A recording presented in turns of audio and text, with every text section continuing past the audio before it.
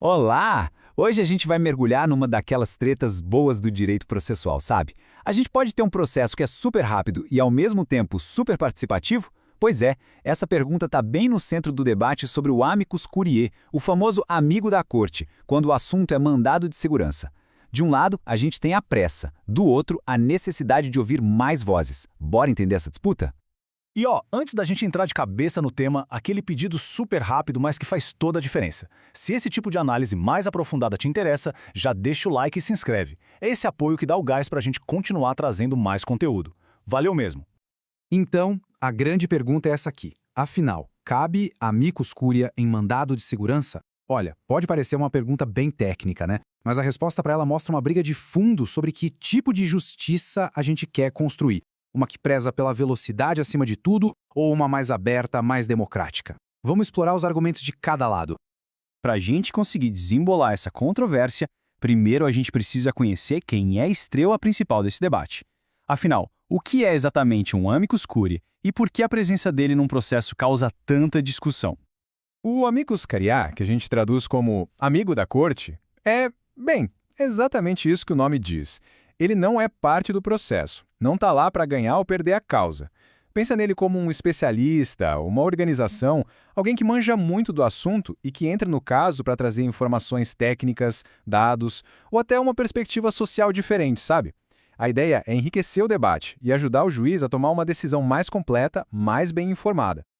E aqui está o coração da briga, bem desenhadinho. De um lado, tem a galera do não pode. O foco deles, velocidade, a celeridade que é a marca registrada do mandado de segurança. Do outro lado, o time do sim pode, que defende um processo mais democrático, mais aberto. É basicamente a eficiência contra a pluralidade de vozes. Vamos começar pelo primeiro argumento, a visão mais tradicional, a que defende o não. A lógica aqui é bem direta. O mandado de segurança nasceu para ser uma ferramenta de urgência, para cortar uma ilegalidade pela raiz, e rápido.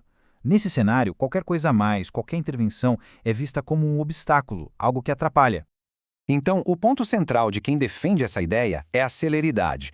O mandado de segurança tem que ser um tiro curto, certeiro e rápido contra uma ilegalidade. A regra geral é não admitir ninguém de fora justamente para não tumultuar o processo, para não atrasar. Na visão deles, deixar o amigo da corte entrar seria abrir a porta para a demora e isso acabaria descaracterizando a própria natureza do instrumento.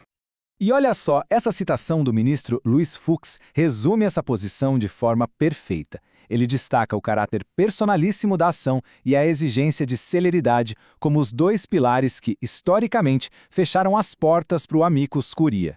É a voz da tradição dos tribunais falando alto. Só que o direito não é estático, né? Ele evolui. E aí começou a surgir uma outra corrente mais moderna, ganhando força e defendendo que, olha, a complexidade de certos casos hoje em dia exige sim uma visão mais ampla, mesmo que seja num mandado de segurança.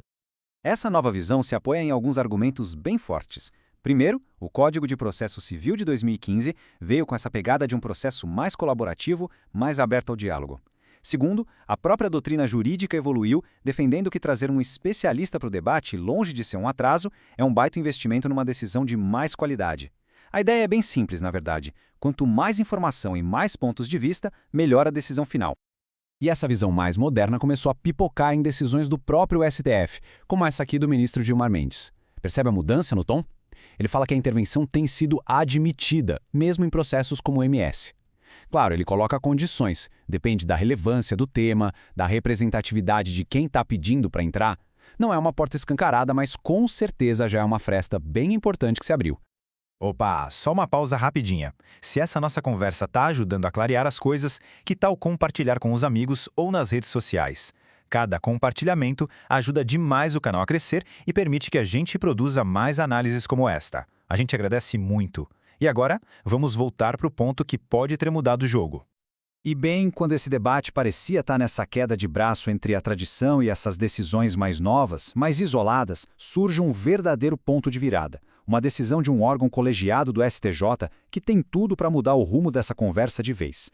A gente está falando de uma decisão super recente, de junho de 2024, da 5ª turma do STJ. E o pulo do gato, o detalhe mais importante, está aqui, o insight-chave.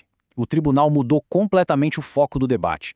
Em vez de discutir só a velocidade do processo, eles trouxeram para a mesa a proteção dos interesses da vítima.